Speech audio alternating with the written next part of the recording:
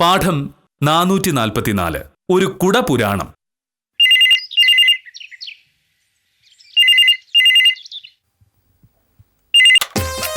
Hello, അതെ. ഞാൻ അങ്ങോട്ട് വിളിക്കാതിരിക്കായിരുന്നു.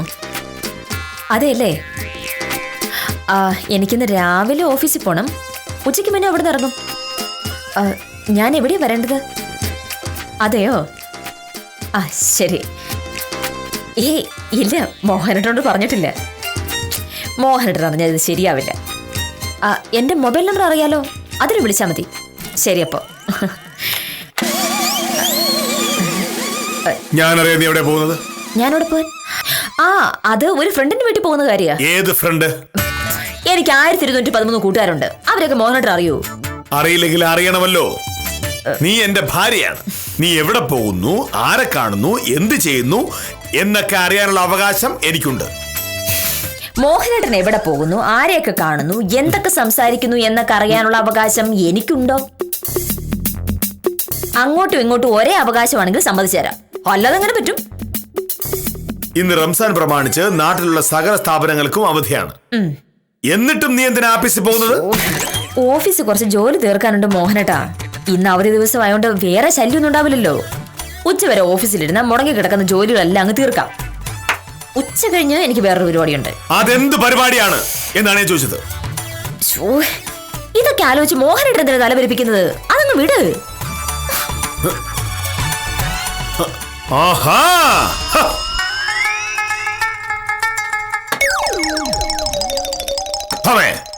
നീ ഇന്ന് ഉച്ച കഴിഞ്ഞ് എവിടേക്കാണ് പോകുന്നത്? എന്തിനാണ് മോഹനേട്ടൻ ഈ വാശി? ഞാൻ കഴിഞ്ഞ ആഴ്ച ഓഫീസിൽ പോയപ്പോ എവിടെയൊക്കെ പോയിന്ന് മോഹനേട്ടൻ അറിയാമോ? ഇന്ന് ഞാൻ മോഹനേട്ടനോട് പോകുന്ന സ്ഥലം പറഞ്ഞെങ്കിൽ തന്നെ അങ്ങോട്ട് തന്നെയാണ് പോകുന്നതിന് എന്താണ് ഉറപ്പ്? അതായത് ഭാര്യയും ഭർത്താവും രാവിലെ വീട്ടിൽ നിന്നിറങ്ങി അവരവർക്ക് തോന്നും പോലെ അങ്ങ് പോകും. എങ്ങോട്ടാണ് പോകുന്നതെന്ന് മറ്റയാൾ അന്വേഷിക്കാൻ പാടില്ല. ഇത് ലോഡ്ജല്ല, വീടാണ്. വീടാണ്. ഈ മിക്സി കേടായിട്ട് ദിവസം 4 ആയി. പുതിയൊരു മിക്സി വാങ്ങണമെന്ന് ഞാൻ അന്നു മുതലേ മോഹനേട്ടനോട് പറയുന്നതാണേ. എന്നിട്ട് മോഹനേട്ടൻ അത് കേട്ടോ? വീടാവുമ്പോ വീട്ടിലെ ആവശ്യങ്ങളോട് അറിഞ്ഞു പെരുമാറണം. അതുകൊള്ളാം. ഒരു സാധനം കേടായാൽ ഉടനെ പോയി പുതിയത് വാങ്ങുന്നത് എവിടുത്തെ ന്യായമാണ്? ഇത് കൊണ്ടുപോയി നന്നായി കൊണ്ടുവരണം. എത്ര പ്രാവശ്യം നന്നാക്കി കഴിഞ്ഞു മോഹനേട്ടാ? ഈ സാധനം വാങ്ങിയിട്ട് കൊല്ലം 4 കഴിഞ്ഞു. ഒരു കൊല്ലമായി മാസത്തിൽ 2 പ്രാവശ്യമെങ്കിലും ഇത് കേടാവുന്നുണ്ട്. റിപ്പയർ ചെയ്യാൻ ഷാജിക്ക് കൊടുക്കുന്ന കാശുണ്ടായിരുന്നെങ്കിൽ പുതിയ ഒരെണ്ണം വാങ്ങായിരുന്നു. അതെങ്ങനെയാ? പുതിയൊരു സാധനം വാങ്ങുന്നതിനെ പറ്റി പറയുമ്പോഴേക്കും വില്ലേജ് ഓഫീസറുടെ ചങ്ക് ഇങ്ങനെ പടപടാന്ന് അടിക്കാൻ തുടങ്ങും. ജോലി ചെയ്ത് കാശുണ്ടാക്കി ബാങ്കിലിടുക എന്ന ഒറ്റ ഉദ്ദേശം മാത്രമേ വില്ലേജ് ഓഫീസർക്കുള്ളൂ. മിക്സി വാങ്ങാൻ കാശില്ലാത്തത് കൊണ്ടോ കാശ് മുടക്കാൻ മടിയായത് കൊണ്ടോ അല്ല പുതിയ മിക്സി വേണ്ട എന്ന് ഞാൻ പറയുന്നത്. ചില സാധനങ്ങൾ നമുക്ക് ആകുന്നിടത്തോളം കാലം ഉപയോഗിക്കാൻ പറ്റും. ഒരാൾ ഒരു കാർ വാങ്ങുന്ന കരുതുക. രാവിലെ കാറ് കയറി അങ്ങ് പോകുമ്പോ കാർ കേടായി. ആരെങ്കിലും ആ കാർ അവിടെ കളഞ്ഞിട്ട് ഓടിപ്പോയി വേറെ കാർ വാങ്ങും. ഒരാൾ ഒരു കാർ വാങ്ങിയെന്ന് കരുതുക. അതുമായി അയാൾ ഇങ്ങനെ പോകുന്ന എല്ലാ ദിവസവും അത് കേടായി വഴിയിൽ കിടക്കുന്നു എന്ന് കരുതുക. അപ്പോൾ അയാൾ എന്ത് ചെയ്യും? ഉറപ്പായി പുതിയ വണ്ടി വാങ്ങും. ഈ മിക്സി കൊണ്ടുള്ള ഉപയോഗം മോഹനേട്ടനല്ലല്ലോ, എനിക്കാണല്ലോ. മോഹനേട്ടന് വിശക്കുമ്പോ കൈ കഴുകി വന്ന് ഭാമേ കഴിക്കാനെടുക്ക് എന്നങ്ങ് പറഞ്ഞാൽ മതി. മോഹനേട്ടന് മൂക്കുമുട്ട് തിന്നാനുള്ള സാധനം ഞാൻ ഹോട്ടലിൽ നിന്ന് വാങ്ങിക്കൊണ്ട് വരുന്നതല്ല. ഈ അടുക്കളയെ ഞാൻ കഷ്ടപ്പെട്ട് കിടന്ന് ഉണ്ടാക്കി തരുന്നതാണ്. അങ്ങനെ ഭക്ഷണം ഉണ്ടാക്കി തരണമെങ്കിൽ ഒരു നല്ല മിക്സി അത്യാവശ്യമാണ്. ഈ മിക്സി കണ്ടുപിടിക്കുന്നതിന് മുമ്പും ആളുകൾ ഭക്ഷണം കഴിച്ചിട്ടുണ്ടായിരുന്നു. പുറത്ത് നല്ല അറയിലുണ്ടല്ലോ, അത്യാവശ്യം വരുമ്പോ അതിൽ പോയി അരച്ചാ മതി. ആർക്ക് അത്യാവശ്യം വരുമ്പോ? എനിക്കൊരു അത്യാവശ്യമില്ല. ഒരു കാര്യം ചെയ്യാം, മോഹനേട്ടൻ രാവിലെ എഴുന്നേറ്റ് കറിക്കുള്ളത് അരച്ചു തരാമെങ്കിൽ എനിക്ക് മിക്സി വേണ്ട. ഇത്തരം മുടന്ത ന്യായങ്ങൾ പറഞ്ഞ് എന്നെ കൊണ്ട് അന്യായമായി പണം മുടക്കിപ്പിച്ച് ഒരു പുതിയ മിക്സി വാങ്ങിപ്പിക്കാമെന്ന് നീ കരുതുന്നുണ്ടെങ്കിൽ അത് തെറ്റ്. ഇത് ഷാജിയുടെ കടയിൽ കൊണ്ട് കൊടുത്ത് ശരിയാക്കുന്ന ആര് ഞാൻ ഏറ്റു. അവൻ നാളെ കിടാവുമ്പോഴോ? അത് നാളെയല്ലേ? നാളെ നമ്മൾ രണ്ടുപേരും ജീവിച്ചിരിക്കും എന്നുള്ളതിന് പോലും ഉറപ്പില്ല. അത് ഉറപ്പിച്ചിട്ട് മുള വരയ്ക്കാം. മോഹനേട്ടാ, അപ്പോ പറഞ്ഞതുപോലെ ഉറപ്പിച്ചല്ലോ. എങ്ങനെ? ഓരോ ദിവസവും രാവിലെ എഴുന്നേറ്റ് കണ്ണാടിയിൽ നോക്കി നമ്മൾ ജീവിച്ചിരിപ്പുണ്ട് എന്ന് ഉറപ്പിച്ചു കഴിഞ്ഞ് അന്നത്തെ കാര്യങ്ങൾ നോക്കിയാൽ മതിയല്ലോ എന്ന്. നാളെ ആഫീസർക്ക് ഇട്ടുകൊണ്ട് പോകാനുള്ള ഷർട്ട് മുണ്ടും അലക്കിയിട്ടില്ല. നല്ല മഴയുള്ള സമയമോ. ഇന്ന് കാലത്തെങ്കിലും കഴുകിയിട്ടാലേ നാളെ രാവിലത്തേക്ക് അത് ഉണങ്ങിക്കിട്ടും. പക്ഷേ നാളെ രാവിലെ ആള് ജീവിച്ചിരിപ്പില്ലെങ്കിൽ ഷർട്ട് മുണ്ടും കഴുകിയിട്ടത് വെറുതെ പോവില്ലേ? അതുകൊണ്ട് നാളെ രാവിലെ മോഹനയുടെ ജീവിച്ചിരിപ്പുണ്ടെന്ന് ഉറപ്പാക്കിയതിന് ശേഷം ഷർട്ട് കഴുകിയിടാം. മിക്സി വാങ്ങുന്ന പോലാണോ ഷർട്ട് എടുക്കുന്നത്? എന്താ വ്യത്യാസം? എന്തായാലും മോഹനേട്ടന്റെ ഷർട്ട് മുണ്ടും എനിക്ക് ചേരില്ല. അപ്പൊ പിന്നെ മോഹനേട്ടനെങ്ങാനും മരിച്ചുപോയ ഷർട്ട് മുണ്ടും കൊണ്ട് എന്താ കാര്യം? ഒരു തർക്കം ജയിക്കാനായി നീ ഇങ്ങനെ പല വഴി നോക്കുന്ന എനിക്കറിയാം. എന്തായാലും ഭമേ, ഒരു സാധനം ചെറുതായി ഒന്ന് കേടാകുമ്പോഴോ പഴയതാകുമ്പോഴോ ഉടനെ അത് മാറ്റി പുതിയത് വാങ്ങി കാശ് കളയാൻ ഞാനില്ല. മോഹനേട്ടാ, ഒരു സാധനം പഴയതാകുമ്പോൾ മാത്രമല്ല ആളുകൾ പുതിയത് വാങ്ങുന്നത്.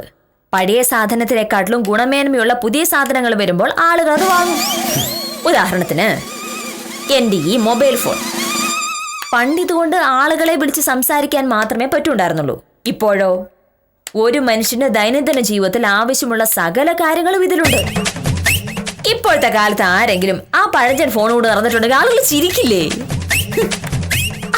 അല്ല, ഇതൊക്കെ മോഹനേട്ടനോട് പറഞ്ഞിട്ട് എന്താ കാര്യം?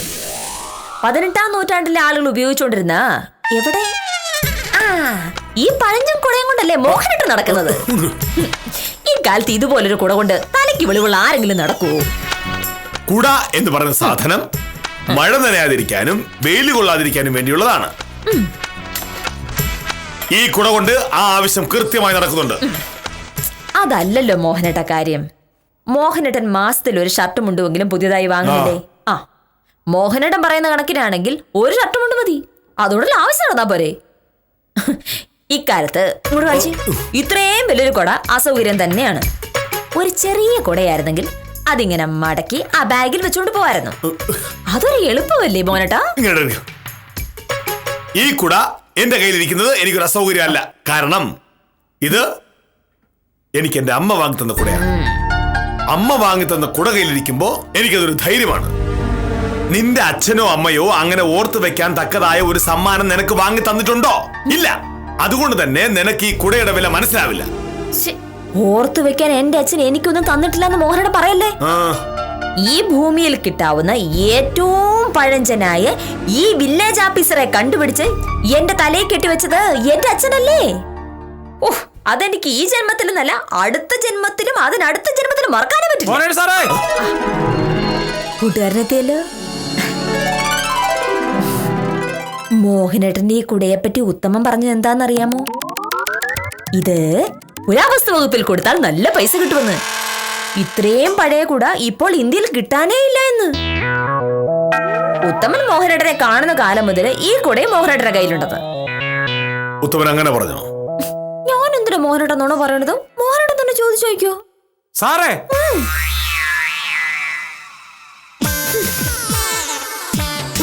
ഈ കുടയോടുള്ളതിന്റെ പകുതി സ്നേഹമെങ്കിലും എന്നോട് കാണിച്ചിരുന്നെങ്കിൽ.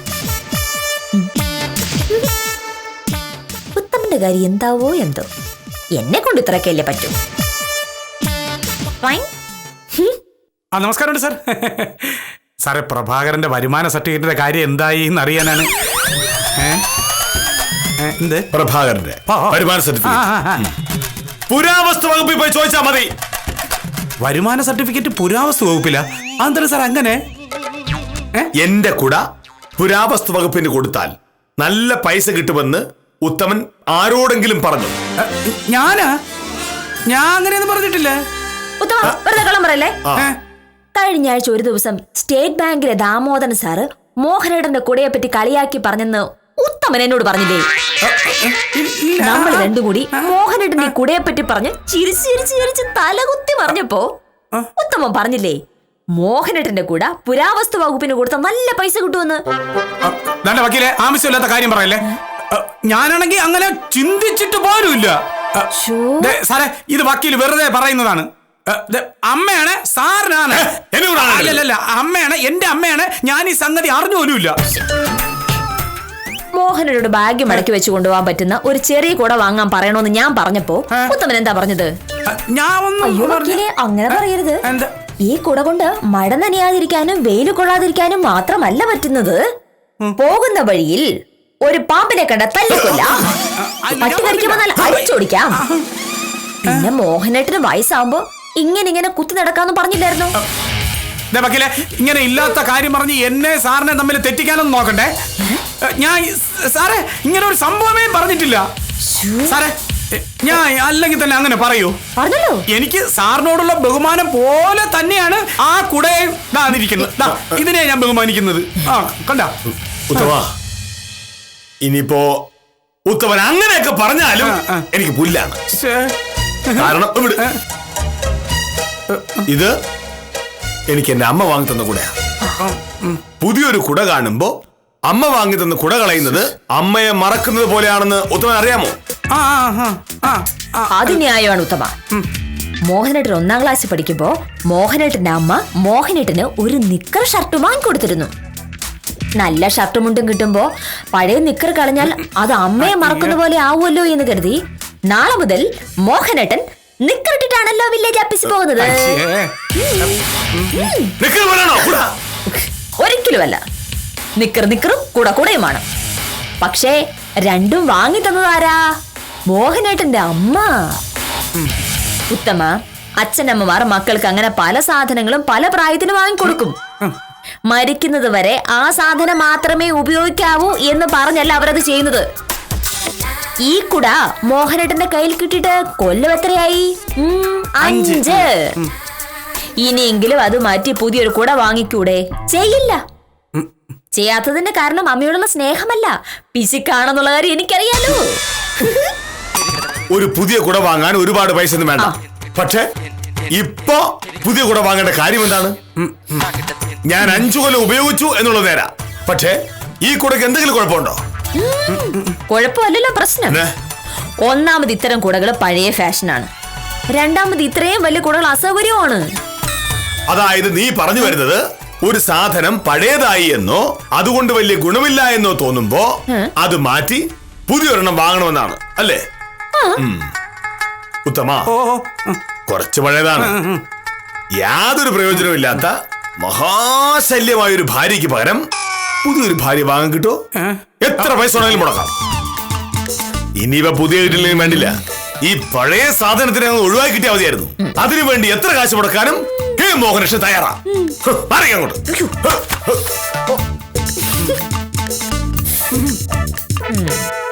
വില്ലേജ് ഓഫീസറേ, അങ്ങനെ അങ്ങ് വിട്ടെന്ന് കരുതണ്ട.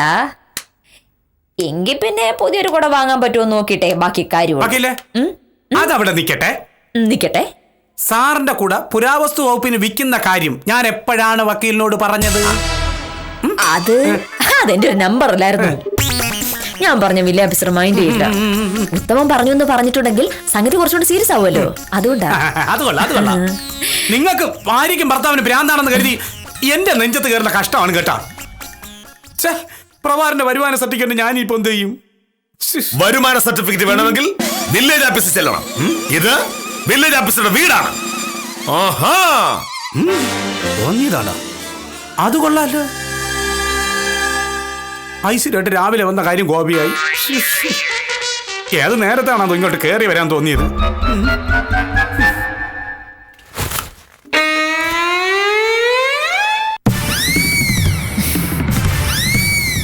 ഞാനൊരു കാര്യം പറയുമ്പോ അത് ന്യായമാണോ എന്ന് പോലും നോക്കാതെ ഇങ്ങനെ വാശി പിടിക്കുന്നത് ശരിയാണോ?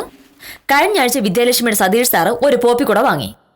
മടക്കി ചെറുതാക്കി വേണമെങ്കിൽ പാന്റിന്റെ പോക്കറ്റിലിടാവുന്ന കൂടെ. അതുകൊണ്ട് സതീഷ് സാറ് സ്വകാര്യ ട്യൂഷൻ എടുത്ത് കുട്ടികളെ പറ്റിക്കുന്നുമുണ്ട്. ഞാൻ അതും ചെയ്യണോ നീ പറയൂ? പിന്നെ പോപ്പി കൂടെയാണ് നിന്റെ പ്രശ്നമെങ്കിൽ ഇത് പോപ്പി കൂടെ അല്ലേ? അതെ, പക്ഷെ പുതിയതൊന്നും വാങ്ങിക്കൂടെ എന്നാണ് ഞാൻ ചോദിക്കുന്നത്. മോഹനന്റെ കാശ് മുടക്കാൻ വൈകി അത് പറ, ഞാൻ വാങ്ങിക്കോളാം. പക്ഷെ ഞാൻ വാങ്ങിക്കൊണ്ട് വരുമ്പോൾ ഒടുവിൽ അത് ഉപയോഗിക്കില്ല എന്ന് പറയരുത്. പറയും. എന്റെ അമ്മ വാങ്ങി തന്ന ഈ കുടയുള്ളപ്പോ നീ വാങ്ങി തരുന്ന കുട ഉപയോഗിക്കേണ്ട കാര്യം എന്താണ്? തഹസിൽദാരുടെ ഇളയമോളുടെ കല്യാണ നിശ്ചയം എന്നാ പറഞ്ഞത്? അതെനിപ്പോ പറയുന്നത് അല്ല, വെറുതെ ഒന്ന് അറിയാൻ. കല്യാണ നിശ്ചയം എന്നാ? 17-ാം തീയതി. അന്ന് മോഹനേട്ടൻ പോകുന്നില്ലേ? എന്താ സംശയം? തഹസിൽദാരുടെ മകളുടെ വിവാഹ നിശ്ചയത്തിന് പോകാതിരിക്കാൻ പറ്റുമോ? അന്നും ഈ കൂടെയും കുത്തിപ്പിടിച്ചാണോ പോകുന്നത്? തീർച്ചയായും. അപ്പൊ കൂടെയും മോഹനേട്ടൻ മാത്രമേ പോകുന്നുള്ളൂ? നീയും വരും. തഹസിൽദാരുടെ മകളുടെ വിവാഹ നിശ്ചയത്തിന് നീയില്ല ഞാൻ എങ്ങനെയാ പോകുന്നത്? ശരി, അപ്പോ എന്റെ തീരുമാനം ഞാൻ പറയാം.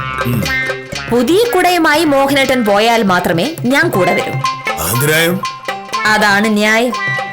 കല്യാണ നിശ്ചയത്തിന് ഞാൻ കൂടെ വരണമെങ്കിൽ അതിനു മുന്നേ പുതിയ കുട വാങ്ങിയിരിക്കണം. എന്റെ വാശിയും വല്ലപ്പോഴേക്കൊന്ന് ജയിക്കണമല്ലോ. ഞാൻ പുതിയ കുട വാങ്ങിയത് തന്നെ. ഒന്നെങ്കിൽ മോഹനേട്ടൻ പുതിയ കുട വാങ്ങും, ഇല്ലെങ്കിൽ കല്യാണ നിശ്ചയത്തിന് കൂട്ടുവരാൻ നേരത്തെ പറഞ്ഞ പുതിയ ഭാര്യ അന്വേഷിച്ചോളൂ. ഞാൻ വരില്ല എന്ന് പറഞ്ഞാൽ വരില്ല.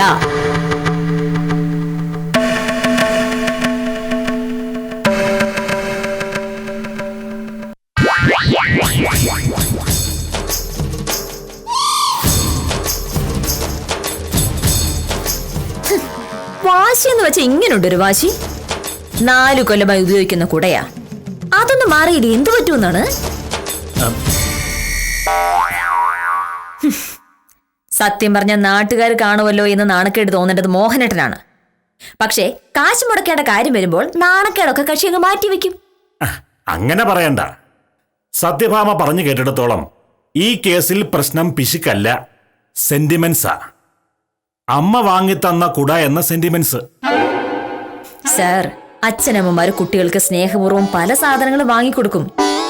അതൊക്കെ ഇങ്ങനെ ജീവിതാവസാനം വരെ ഉപയോഗിക്കാൻ പറ്റുമോ? ഒരു സാധനം മോശമായി കഴിയുമ്പോൾ അത് മാറ്റി പുതിയതൊന്ന് വാങ്ങിയത് കൊണ്ട് അത് അച്ഛനോടോ അമ്മയോടുള്ള ബഹുമാനക്കുറവാകുന്നത് എങ്ങനെയാണ്? മോഹനകൃഷ്ണൻ ഒരു പ്രത്യേക സ്വഭാവക്കാരനല്ലേ? അമ്മയോടും സത്യഭാമയോടും ഒക്കെയുള്ള സ്നേഹം അയാൾ പ്രകടിപ്പിക്കുന്നത് അയാളുടെ വഴിയിലൂടെയാണ്.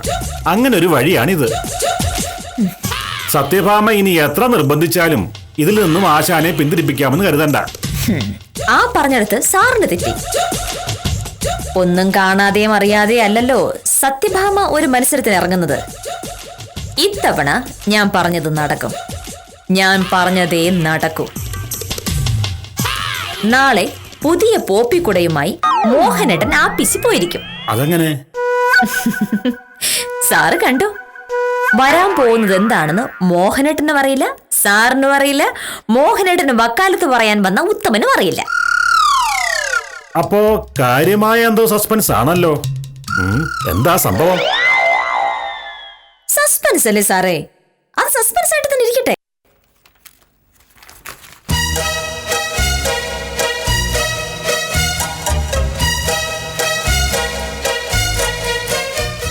മോഹനേട്ടാ,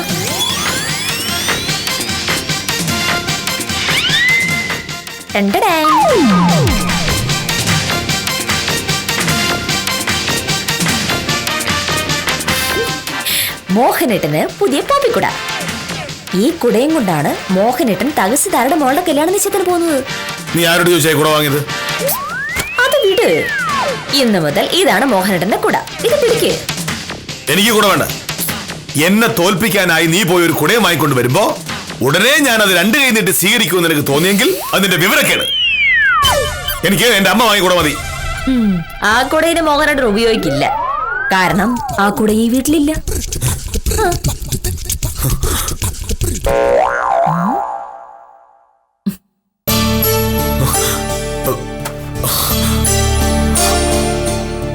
എന്റെ കുട എവിടെ?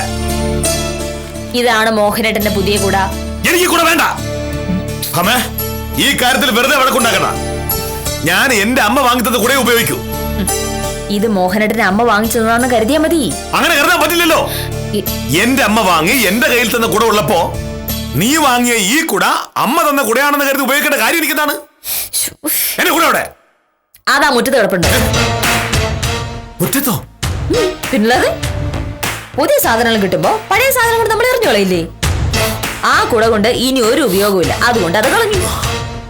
അങ്ങനെ ചെയ്താ അന്ന് നീ മുറ്റത്താ. ഈ വീടിന്റെ പടി എവിടെ സമ്മതിക്കില്ല. അഹങ്കാരി. ഞാൻ വെറുതെ പറഞ്ഞതല്ലേ, പോയി നോക്ക്. എന്റെ കുട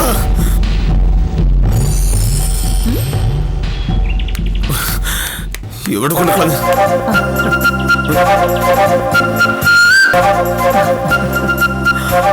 അമ്മ,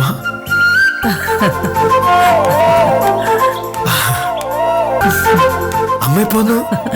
1 മണിക്കൂർ മുമ്പ് ബസ്സി വന്നിറങ്ങി. അവളുടെ മൊബൈലിൽ വിളിക്കാൻ പറഞ്ഞിരുന്നു. വിളിച്ചു. അവള് വന്ന് എന്നെ കൊണ്ടുവന്നു. അമ്മ വരുന്നേരം എന്നോട് പറഞ്ഞില്ലല്ലോ. അവളോട് പറഞ്ഞപ്പോ അവളാ പറഞ്ഞത്, നിന്നോട് പറയണ്ട, ഒരു സസ്പെൻസ് ആവട്ടെ എന്ന്. രാവിലെ എന്നെ ഫോൺ വിളിച്ചത് അമ്മയായിരുന്നു. ദാ ഇത് അമ്മ തന്നെ ഞാൻ കൊടുത്തേ. എത്ര നാളായടാ പഴയ കുട ഇങ്ങോട്ട് പോരാൻ നേരം നിനക്ക് എന്താ വാങ്ങേണ്ടെന്ന് ആലോചിച്ചപ്പോഴാ തോന്നിയത് ആ പഴയ കുട ഉപയോഗിക്കാൻ കൊള്ളതായി കാണുമല്ലോ എന്ന് ഒരു പുതിയ കുട അങ്ങ് വാങ്ങി. പാമയോട് പറഞ്ഞപ്പോ പാമയാ പറഞ്ഞത് അമ്മ പുതിയ പോപ്പിക്കുടയായിട്ടാണ് വരുന്നതെങ്കിൽ ഒരു തമാശ ഉണ്ടാക്കാനുണ്ടെന്ന്. ആ തമാശയാണ് രാവിലെ നമ്മൾ ഇവിടെ കണ്ടത്. അമ്മ പുതിയ കുടയായിട്ടാണ് വരുന്നതെന്ന് എനിക്ക് നേരത്തെ അറിയാമായിരുന്നല്ലോ. മക്കളെ എനിക്കൊന്ന് കിടക്കണം. ബസ്സിലിരുന്ന് വന്നുകൊണ്ട് നടുവിനൊക്കെ നല്ല വേദന. ഇതാ പിടി.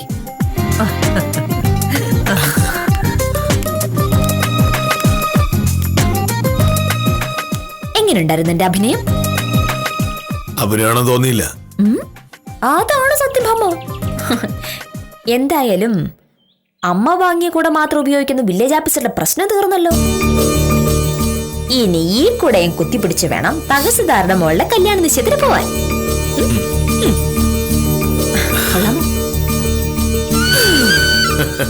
കടിച്ച പാമ്പിനെ കൊണ്ട് വിഷമിറക്കുക എന്ന് പറയുന്നത് ഇതാണ്. അമ്മ വാങ്ങിക്കൊടുത്ത കുട ഉപേക്ഷിക്കാൻ പറ്റാത്ത മോഹനകൃഷ്ണന് അമ്മ തന്നെ വേറെ കുട വാങ്ങിക്കൊടുത്ത് പ്രശ്നം പരിഹരിച്ചതോടെ ഇനി പഴയ കുടയുടെ പേരിൽ സത്യഭാമയ്ക്ക് തർക്കിക്കാനാവില്ല. മോഹനകൃഷ്ണന്റെ വീട്ടിലെത്തിയ പുതിയ അതിഥിക്ക് സ്വാഗതം പറഞ്ഞ് ഇന്നത്തേക്ക് വിടാം.